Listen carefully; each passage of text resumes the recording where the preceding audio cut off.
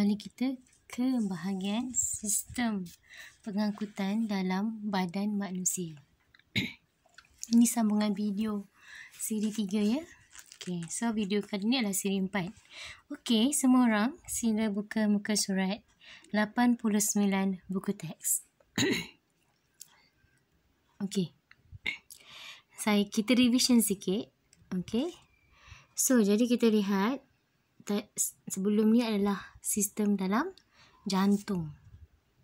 Okey, di sini adalah terletaknya peparu. Peparu dikelilingi oleh jaringan kapilari darah. Okey, sekali lagi. Kita cuba around this. Okey. Daripada peparu masuk ke jantung melalui vena. Vena salur masuk. Okey. Pulmonary peparu. So, vena pulmonary. Masuk ke jantung ke bahagian atrium. Atrium dulu ya. Atrium kiri. Kemudian pergi ke ventricle. Kiri. Dan ditimbak pam keluar oleh ventricle kiri. Pergi ke seluruh badan. Dia pergi seluruh badan untuk membawa oksigen. Dia jalanlah pergi seluruh badan untuk bawa oksigen. Kemudian dia pergi mana?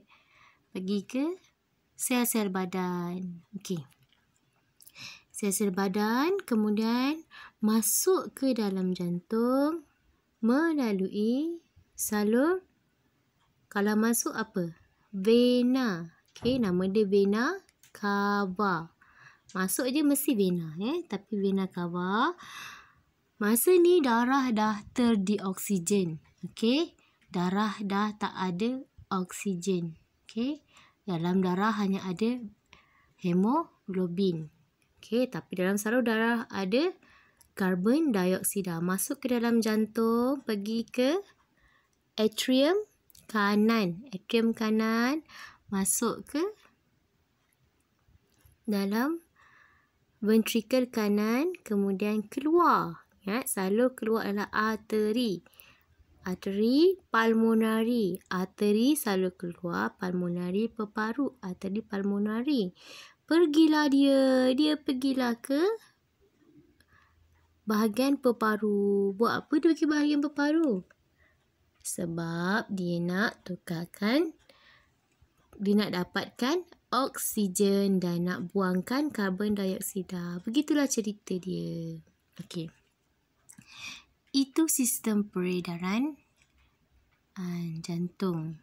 Sistem peredaran darah yang melalui jantung. Okey, soalannya ialah berapa kali darah lalu ke jantung?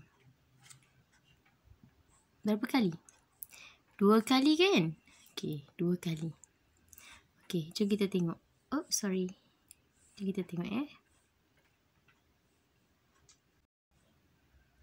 Okay, kalau kita tengok tadi, darah melalui jantung sebanyak 2 kali. Okay, so kita tengok satu-satu ayat. Okay. Sistem peredaran darah merupakan sistem bertiup yang tertutup di mana darah dipam ke seluruh badan. Maksudnya ialah sistem peredaran darah adalah bertiup, tutup. Dia tak bocor. Macam salur dalam toilet kamu. Cuba kalau kamu bocorkan kat tengah-tengah. Boleh lalu tak darah? Tak boleh lah ya. Okey, saya tanya sejawab sendiri. Okey, nombor 4. Sistem peredaran darah manusia merupakan sistem peredaran ganda 2. Apa yang dimaksudkan peredaran ganda 2 tu? Bermaksud, ni kalau keluar exam ni, bermaksud darah mengalir melalui jantung sebanyak 2 kali untuk mendapatkan satu peredaran yang lengkap. Okey. Jadi, peredaran pulmonary, kita panggil pulmonary. Okey, ingat pulmonary apa tadi? Saya tanya sejawab ya. Kadang-kadang macam tak betul pula. Okey, peredaran pulmonary. Pulmonary tu adalah peparu. Ya. Okey, peparu. Yang mana, okey, kamu tengok dari jantung pergi ke peparu. Okey, nampak messy. Okey, sekali lagi.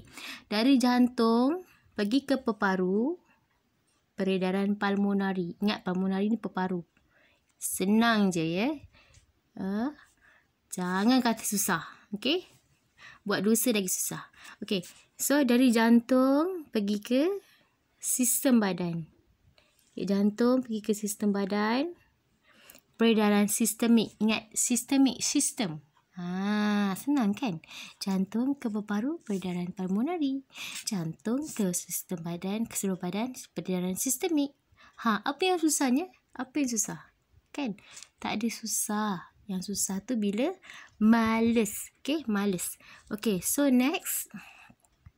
Kita tengok peredaran sistemik adalah darah diangkut dari jantung ke bahagian badan lain kecuali peparu. Okay, maknanya senang cerita secara visual ni lah. Kacang saja kan? Kacang saja kan? Okay, belajar senang. Nak faham tu susah. Perlukan keikhlasan yang tinggi. Okay. Okey, seterusnya kita dah belajar pasal peredaran darah dalam haiwan, kita dah belajar peredaran darah dalam manusia, kita dah tengok jantung macam mana. Next subtopik. Okey, sekarang ni seterusnya kita nak tengok.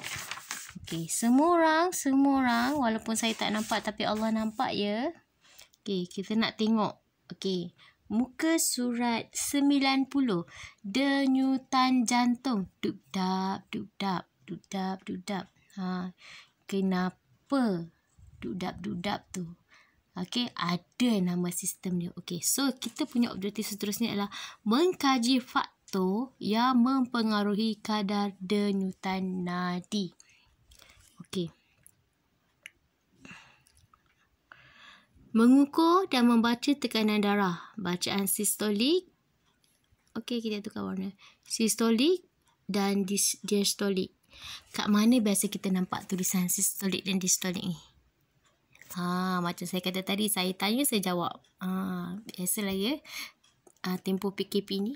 Okey. Di alat tekanan darah. Okey. Okey. Sistolik, distolik. Sebenarnya jantung kita ni ada bunyi lap dup dap dup dap.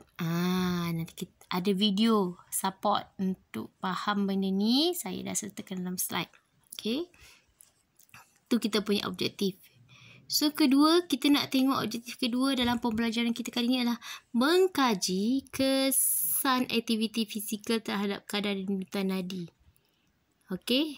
Satu. Okey, kedua kita nak tengok ada tak faktor lain yang mempengaruhi kadar denyutan nadi seperti jantina ke, umur ke, kesihatan badan ke. Okey, semua ini bermula dari muka surat 90 hingga 93 loh. Okey, 90 hingga 93. Okey. Ingat, belajar tu Allah akan mudahkan jalan. Menuntut ilmu tu Allah akan mudahkan jalan ke syurga. Tersasul dan. Okey. Okey, kita tengok seterusnya. Tekanan darah. Apakah tekanan darah? Okey. Tekanan darah. Okey, contohlah definisi. Contohlah peperiksaan minta definisi. Apakah yang dimaksudkan dengan tekanan darah? Tekanan darah ialah tekanan yang dikenakan pada dinding salur darah akibat peredaran darah. Tekanan yang dikenakan pada dinding salur darah akibat peredaran darah.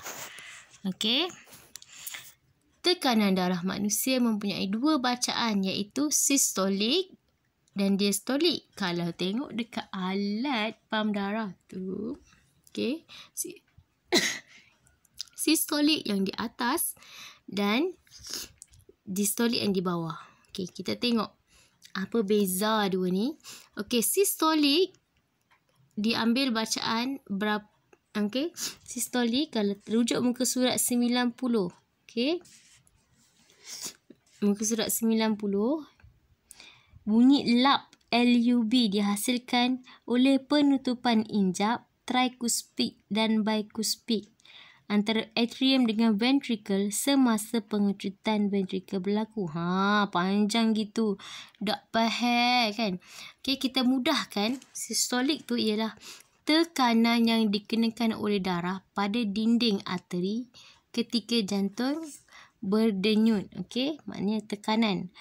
Tekanan ini apabila darah nak keluar dari jantung. Ingat, arteri keluar. Okey, dalam buku teks dinyatakan keadaan ini dikenali sebagai sistol, iaitu bacaan tekanan darah yang mengalir keluar dari jantung dipanggil tekanan sistolik. Jangan anggur-anggur atau tertidur. Siapa yang tertidur tu sila bangun. Saya tahu tidur tu ibadah, tapi sekarang dengar dulu saya nak membebel ni. Okey? So, yang seterusnya adalah distolik. Tengok muka surat 90. Okey? Apa itu distolik? Dia bunyi dub. D-U-B, dub. Okey, kalau ni tadi dia bunyi lap. Okey, bukan lap kain tu. L-U-B.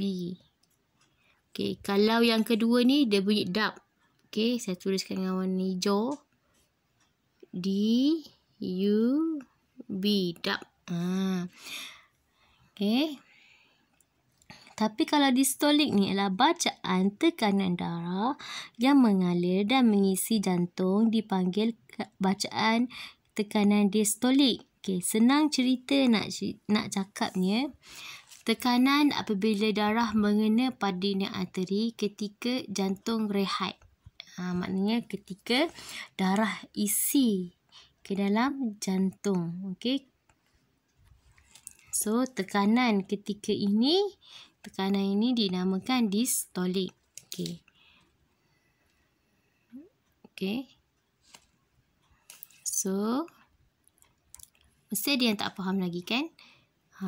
Dia tak faham kalau kita tak tengok video secara visual lagi. Okey.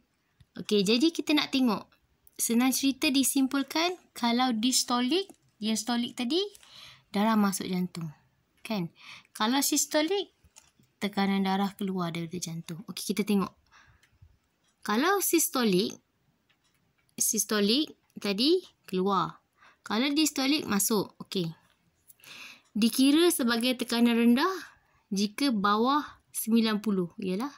Kan? Sepatutnya dia kena tinggi sikit. Kan? Tapi tak boleh tinggi sangat. Nanti tekanan darah tinggi. Sebab ni keluar. Dia keluar hantar ke seluruh badan. Okey, tekanan darah tinggi. Kalau sangat tinggi, laju sangat. Okey. Soalan saya nak tanya. Ni, nanti jawab ya. Kat dalam Telegram, tak naklah tanya jawab sini kan. Okey. Macam mana boleh berlaku tekanan darah tinggi? Apakah faktor-faktornya? Bolehkah kamu cerita kat Ana? Cerita kat saya ya. Macam mana boleh berlaku tekanan darah yang tinggi? Okey. Okey, kita tengok pula distolik, darah masuk jantung. Okey. Kalau tekanan darah dia terlalu rendah, bawah 60, bahaya. Okey. Antara 60 hingga 80 normal. Okey. Ini normal. Tapi kalau tinggi sangat masuk dia, macam banyak je masuk kan, memberi tekanan kepada jantung, 80 hingga 89 dikira sebagai tekanan, mengalami tekanan darah tinggi. Okey. Okey, seterusnya sistolik dan distolik. Masa bila? Ini kena tengok video. Okey, Ana bagi je nota kat sini. Okey. Otot jantung, dia kena tahu bila ada sistem sistolik ni, maknanya otot jantung kita mengecut dan mengendur. Walaupun kamu sedang tidur. Okey. Kalau distolik, mengendur dan mengisi ventricle, mengisi darah dalam jantung. Tapi kalau sistolik, mengecut. Sebab apa? Ingat je. Kecut nak bagi darah keluar. So senang kan? Diastole darah masuk, so dia kendur, nak bagi ruang isi ventricle. Okay, kalau systole dia nak keluar, dia nak kena kecut. Kalau kamu nak keluarkan air pancut dekat salur tu kuat-kuat, kamu picit kan, kamu kecutkan kan.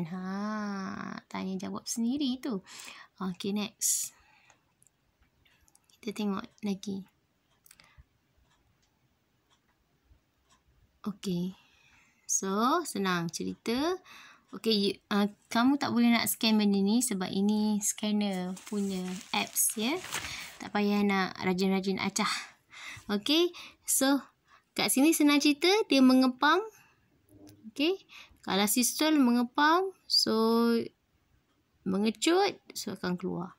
Tapi kalau ventricle ni dia akan mengendur, dia buka ruang, darah masuk. Senang, diastole masuk, sis sila keluar, sistole sila keluar, sis sila keluar. Suka hati je lah ya, kamu nak ingat macam mana, suka hati lah nak jadi apa pun. Ya, pandai lah, pandai. Okay. Okay, sekali lagi, tadi mana satu bunyi lap, mana satu bunyi dap. Okay. Okay, injak terkesut. Okay. Okay. Bunyi pertama. Okay. Okay, next. Tengok dalam buku teks ya. Dip-dap tu. Okay, apa yang mempengaruhi faktor kadar penjunutan nadi? Ni kena buat peta I think. I think you will do it. Okay. Kebaikan yang kamu buatlah untuk kamu. Ya. Okay. So, adakah jantina mempengaruhi faktor? Ya, kadar denyutan nadi perempuan lebih tinggi. Ini sebab apa? Sebab mempunyai saiz badan lebih kecil, sistem otot pun kurang. Okay. So, jantung dia lebih kecil. Okay. Okay. So, perempuan ni kadar dia lebih tinggi. Sebab itulah Form 3 hari tu pergi sains, pusat sains negara kan. CP3 tak pergi. Kan kamu ada test jantung yang dekat dalam pusat sains negara tu. Kenapa lelaki lagi rendah, Muklimah? Rendah tekanan jantung dia.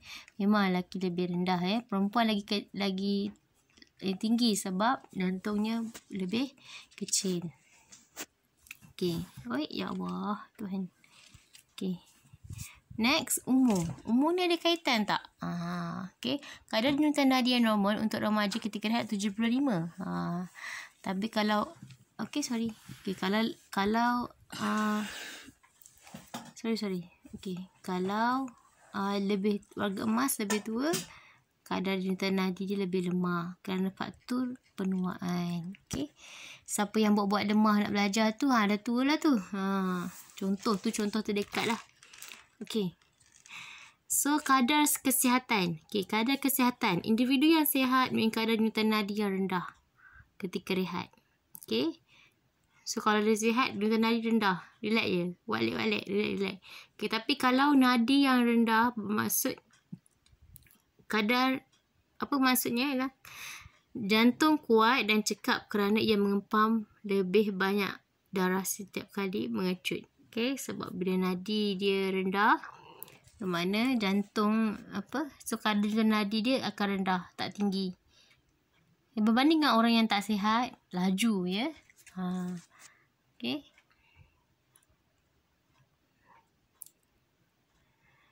Okey, kejap.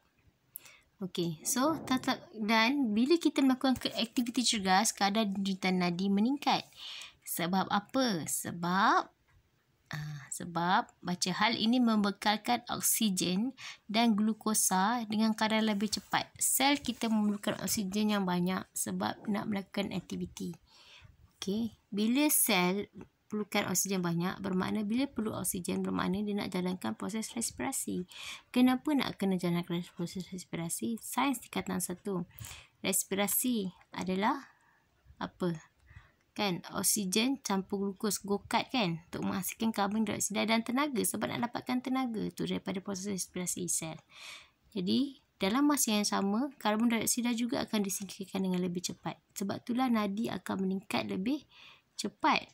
Sebab jantung dipaksa untuk mengepam darah dengan cepat sebab darah mengangkut oksigen untuk hantar ke sel-sel badan.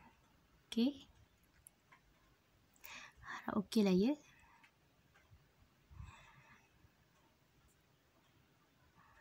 Okey, tengok penting tak kita menjaga jantung ni? Penting tak? Jadi kalau misal kata keluar soalan, apakah kepentingan menjaga jantung? Ini boleh keluar soalan kebat ni. Sebab jantung organ yang penting untuk peredaran darah.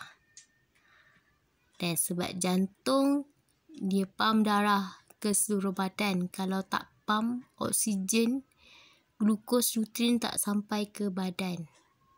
Okey. Sebab sel badan dia nak, nombor 3, sel badan menggunakan oksigen dan glukosa untuk respirasi sel. Okey.